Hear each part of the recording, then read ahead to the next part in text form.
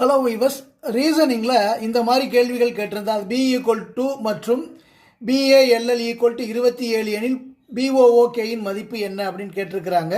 அந்த மாதிரி கொடுத்துருந்தாங்கன்னா அந்த ஏபிசிடிக்கு நீங்கள் நம்பர் கொடுத்துருங்க. 1 2 3 4 5 6 நம்பர் கொடுத்துருங்க.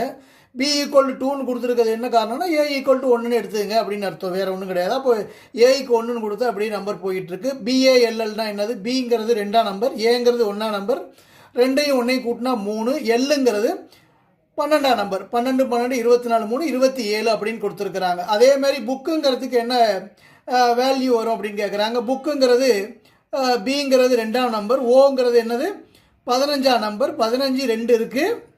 அடுத்தது கேங்கிறது எத்தனை நம்பர்? 11ஆம் நம்பர். கூட்டினீங்கன்னா என்ன வரும்? 5 5 10 11 2 13, மிச்சம் 1 1 2 3 43 வரும் ஆன்சர். ஓகேங்களா? Answer D. புரியுதுங்களா?